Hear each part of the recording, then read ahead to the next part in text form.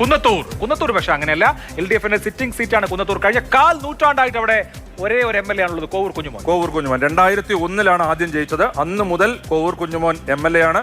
ഇടയ്ക്ക് പാർട്ടി അപ്പുറത്ത് പോയി. പക്ഷേ കോവൂർ കുഞ്ഞുമോൻ തിരിച്ച് വീണ്ടും വന്ന് LDFൽ തന്നെ മത്സരിച്ചു. 2016 അന്ന് മത്സരിച്ചു. പിന്നെ 2021 തിരഞ്ഞെടുക്കപ്പെട്ടു. കോവൂർ കുഞ്ഞുമോൻ മത്സരിക്കുന്ന കുന്നത്തൂരിൽ ഉല്ലാസ് കോവൂർ തന്നെയാണ് പതിവ് പോലെ കോവൂർ കുഞ്ഞുമോന്റെ എതിരാളി.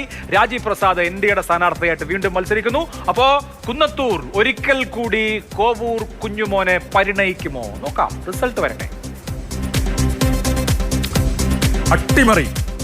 വലിയ അട്ടിമറി. 7.48 അവിടെ UDF ലീഡ് ചെയ്യുകയാണ്. കൊല്ലം ജില്ലയിലെ LDFന് സുരക്ഷിതമെന്ന് കരുതിയ കുന്നത്തൂർ സീറ്റിൽ അട്ടിമറി.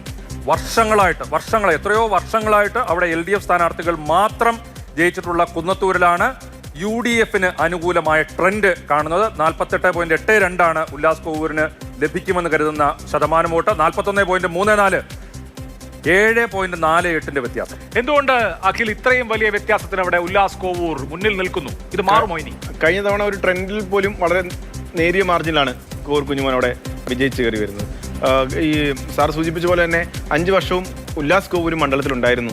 അദ്ദേഹം വീണ്ടും സ്ഥാനാർത്ഥിയാകുമെന്ന് മത്സരിക്കുമെന്നുള്ള തയ്യാറെടുപ്പുകൾ ഉണ്ടായിരുന്നു. 3ാമത്തെ പ്രാവശ്യമാണ് ഉല്ലാസ് മത്സരിക്കുന്നത്. അതെ.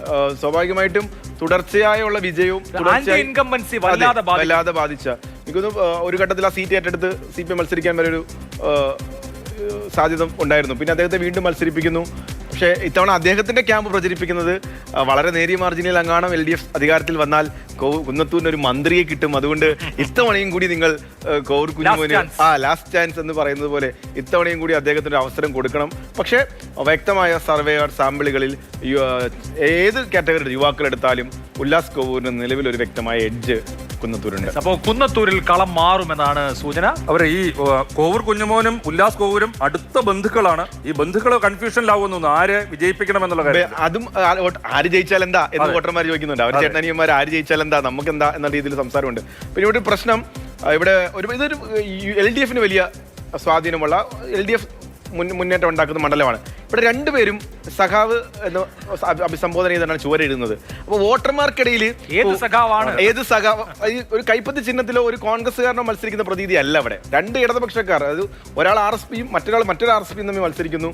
അതുകൊണ്ട് തന്നെ ചിഹ്നത്തിലാണെങ്കിലും അവിടെ മുമ്പ് RSP മുന്നണിയിലുണ്ടായിരുന്നപ്പം മൺവെട്ടിയും മൺകോരിക്കും വോട്ട് ചെയ്ത വോട്ടർമാരുള്ള മണ്ഡലമാണ് കുന്നത്തൂര്. അതുകൊണ്ട് ഉല്ലാസ് കോവൂരിന് വോട്ട് ചെയ്യുന്നതിന് ഇത്തവണ ഇടതുപക്ഷക്കാർക്കോ അനുഭാവികൾക്കോ ഒരു മടിയോ താല്പര്യക്കുറവോ വിഷമോ ഇല്ല എന്ന് നമുക്ക് സാമ്പിൾ എടുക്കാം. പ്രധാനപ്പെട്ട ന്യൂസ് ഉള്ളത്, ഒരു 10 പതിറ്റാണ്ടിന് ശേഷം സംസ്ഥാന നിയമസഭയിൽ RSPക്ക് ഒരു അംഗത്തിനുള്ള സാധ്യത.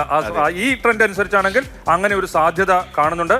ഇപ്പൊ കൊല്ലത്ത് ആകെ ഉള്ള 11 സീറ്റുകളിൽ ഇപ്പോൾ നേരത്തെ പത്തനാപുരം LDF നിലനിർത്തും എന്നുള്ളതാണ് സൂചന. ഇരവിപുരം കംഫർട്ടബിൾ ആയിട്ട് ജയിക്കും. പക്ഷെ കുന്നത്തൂര് പോവുക എന്ന് പറഞ്ഞു കഴിഞ്ഞാൽ CPMനെ ഇടതുപക്ഷത്തെ ഞെട്ടിക്കുന്ന ഫലമായിരിക്കും. ഇതാണ് റിസൾട്ട് വരുന്നതെങ്കിൽ അതൊരു സൂചനയാണ്.